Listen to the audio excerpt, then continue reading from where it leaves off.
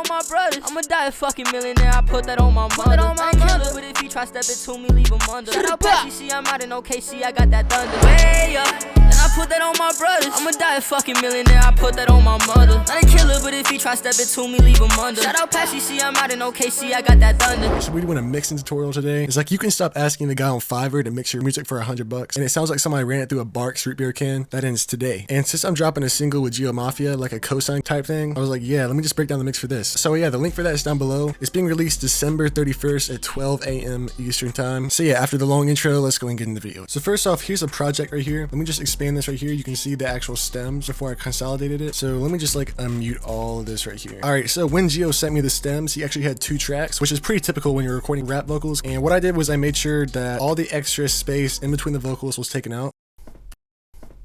That background like noise right there, just stuff like that. So I make sure to chop it up and move it back like that. For those who hating on me, I did that pretty much down the whole thing. All right, so what I did here was I routed this track to the first channel right here, primary track 1, and then the second track right here, I routed this to primary track 2, because when I apply autotune, it's not gonna work well for layered vocals, and some of these stems are overlaid. For example, this right here, you'll see if I route this one to primary track 1, which has autotune on it, it'll sound like this. It goes slightly out of tune. So yeah, for track 1, of course, we just have an EQ, and I always do the first EQ before the autotune. The pitch correction plugin has an easier time processing the signal as opposed to when it has a bunch of low end in it. And this first EQ right here is extremely important. Typically, a lot of rap vocals that I do have about this curve right here. You know, I bring up the high end pretty much religiously, and if your vocal sounds muddy, I would reduce the 300 hertz range. So right here. You spot success, you could blame it on me. RP to falling, no they waiting for. Because you hear all that right there? If you spot success, you could blame it on me. You want to get rid of it. If you spot success, you could blame it on me. RP to falling, no they waiting for me. You really don't want to take off too much low end, but you want to take off enough that when you start stacking compression and all that kind of stuff, it'll hold up. So this is too much. If you spot success, you could blame it on me. RP to falling, no they waiting for me. And this is too little. Spot success, you could blame it on me. RP to falling, no they waiting for me. And then for the tuning plugin, I use Metatune by Slate Digital, and you know, I just like the interface a lot more than autotune. I told him if you spot success, you could blame it on me. RP to falling, no they waiting for me. I'ma make it way up. So yeah, now that we have good quality raw tuned vocals, select all of this right here, go Control-Alt-C to consolidate it, and this gave me this right here. So let me just hide these other layers since we don't need them. It is still very, very raw, and the first effect we put on is a Soundgoodizer, and a lot of people laugh at this plugin because it's like a meme or whatever. It genuinely does have a lot of power, especially for vocals. It's only a meme because it was actually designed to go on the master track because it's powered by Maximus. So what this is doing is adding some parallel compression and saturation. I recommend either using the A or the D preset. I use the A preset for like a really saturated sound. So yeah, it can do some bad things to the high end, which I do correct in the end, but it is worth it for what it does to the mid and low range. Make it way up. For those who hating on me, for those who love me, those who don't, for those who patient on me. So it's doing a lot of heavy lifting. I know what it's doing, I know it's the sound I want, and I know how to combat any bad side effects that come from it. So why does it matter? Our Vox compressor right here, which is the next thing I put on, this is also pretty much a one knob VST, but it's very, very good. Really what compression does is it makes sure your vocals are all the exact same volume. So before it might be all over the place, like one syllable might be a lot louder than the other, one syllable might be quieter than everything else. In addition to the parallel compression that was already done, I do compress it quite a bit. Make it way up. For those who hating on me, for those who love me, those who don't, for those who patient on me. It's a very good compressor, it gets the job done. And then what I did was I added a Maximus DeEsser and just go to presets and choose either narrowband or split band, and I'll just drag this down until all the harsh high end and S's are all gone. For those who hating on me, for those who love me, those who don't, for those who patient on me. It's still lacking a lot of high end, which we will put back, but it got the job done. And then I went ahead and added a 7th heaven. Typically you would want to send your reverb and mix it in parallel, where you open a reverb on this track right here, turn this all the way up right here, and tweak this, you know, however you want it, like if you want the size and you know, whatever. And then what you're doing is you're taking this and you're routing it to this right here, and it'll basically give you like an ambience in the background. Make it way up. For those who hating on me, for those who love me, those who don't, for those who patient on me. So some good reasons that you want to do this is you have a lot more control over the reverb. It is a good practice, so that is an option for reverbs. However, I'm a rebel, so I broke the rules and I just put it on the actual chain right here. This plugin has enough parameters in it, but if I was doing any kind of special processing, I probably would. All right, so the preset I use in this was the large and near. I turn it down to like 1.90 seconds, and this right here is your decay time. So if you turn this up to like, I don't know, like 3, it's gonna take a lot longer for the reverb to kind of fade. And if I turn it down to like 50, make it 1.90 was like the sweet spot for me. Make it And then I hit this little button down here to open up all of this, and I turn the low cut up to about 444 hertz. Make it way up. So let me turn the mix all the way up so you can see what the pure reverb sounds like. Make it way up. And if I turn it off, it sounds like this. Make it way up. Very muddy and just not good. And then after that, I will turn this mix down to about -13, -14 decibels, you know, whatever sounds good when you play the beat. Make it way up. For those who hating on me, for those who love me, those who don't, for those who patient on me. I told them if you spot success, you could blame it on me. RP to falling, know they waiting for me. So about right there was what did it for me. On top of that, I turn it down just a little bit, like 80%, and that's pretty much exactly what you're doing when you send the reverb, is you'll just be like turning down this knob right here. Don't comment, oh bro, you need to send your reverb, bro. No, I don't. Who made that rule? You know what I'm saying? If it sounds good, it sounds good. And then on top of that, I actually moved the vocals just a little bit mono because I wanted everything to kind of spread out less. And this is one plus to actually sending your reverb to another track, is so you can just make the reverb a little bit mono. However, I just wanted everything to be a little bit more mono because I wanted the vocals just to sit a little bit more in the middle of my headset because that's the way a lot of bigger records are today. And yeah, so I had this delay right here. This is my preset for that. I recommend using this time right here because it sounds the best to me. Make it way up. For those who hating on me, for those who love me, those who don't, for those who patient on me.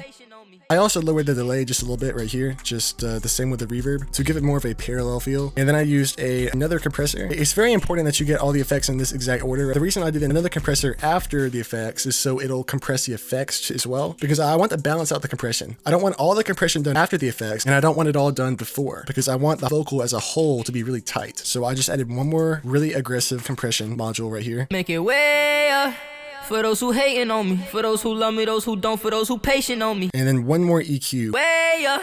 And I put that on my brothers. I'ma die a fucking millionaire, I put that on my mother. Not a killer, but if he try stepping to me, leave him under. Shout out Plz, I'm out in OKC, I got that thunder. And some tips for adding your final subtractive EQ is to really go through and get a band like this right here. Narrow it with your scroll wheel. Scan through the frequencies until you find something that you want to kind of get rid of. Make it way up. For those who hating on me, for those who love me, those who don't, for those who patient on me. I make it way up. So like right here, I can tell that this is audibly more harsh than everything else. So I could just like subtract that right there. Only do really light cuts. You don't want to do anything too crazy because a lot of where people go wrong with this is by making crazy dips like all the way down here. You know what I'm saying? Like that's not gonna do anything except just cause you problems down the line. I typically roll off about this much on all my vocals. I found that there's like a sweet spot. You don't want too much. You don't want too little. Like this is too little. Make it way up. For those who hating on me. Like that's way too little low end. You could have a lot more. And this is too much. Make it way up. For those who hating on me. So I want to just a little bit, just about right there. Make it way up. For those who hating on me. And then I just added a vocal synth. I use the added texture preset right here, and it just adds a thickness to the vocals. So if I turn the mix level all the way up, get way up. And I put that on my brothers. So I just brought it down to about 20%. Get way up.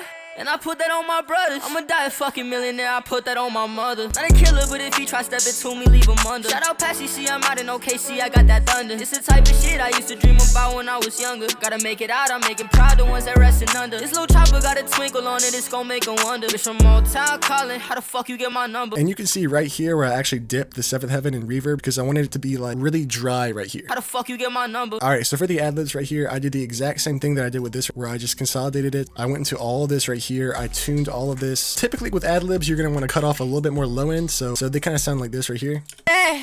Oh yeah. So yeah, here are the ad-libs with all the effects. Oh yeah.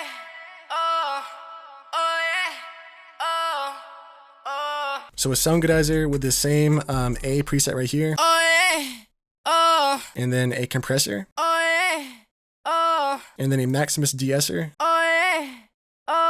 And then a reverb, pretty much a default reverb. I just turned up the low cut right here. And then a fruity delay 3 with the exact same preset as the main vocals. And then another compressor right here, just an RVox with an 8.4.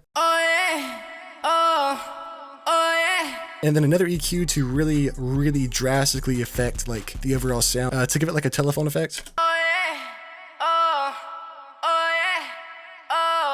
And then an effects rack with a pan man, which pretty much just pans it back and forth, just like this right here.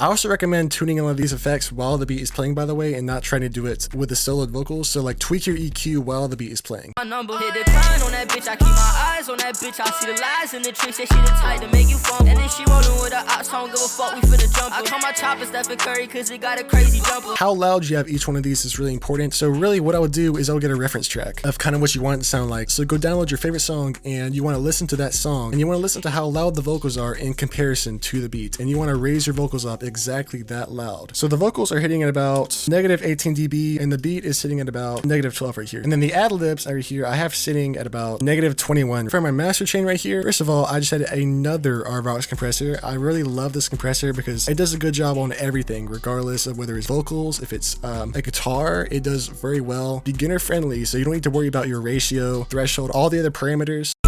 On that bitch, I see the lies and the tricks. That shit is tight to make you fumble. And then she rolling with her ops. I don't give a fuck. We finna jump. And you really want to be careful not to overdo this. I also just added this EQ with just a little bit of dip right here. On that bitch, I see the lies and the tricks. That shit is tight to make you fumble. And then she rolling with her ops. I don't give a fuck. We finna jump. Just to remove a little bit of the low mids and bass. And then a fresh air plugin by Slate Digital. And what this does is it excites the high end and yeah, it just makes it sound a little bit more crisp. On that bitch, I see the lies and the tricks. That shit is tight to make you fumble. And then she rolling with her ops. I don't give a fuck. We finna jump. I call my chopper Stephen Curry cause it got a crazy jumper. I'm tryna make it out the mud with my demos. Fuck all others. And then I added an Ozone 8 where I did a lot of other tweaking. Like I boosted this right here because I probably took out just a tiny bit too much with the EQ. And then I boosted the lows and I brought down the highs a lot more because it was a little bit too loud. And then a dynamic EQ, which only turns the frequency down when it gets so loud. So what I did was I just held it out right here and just drag, and you can kind of listen to what's going on.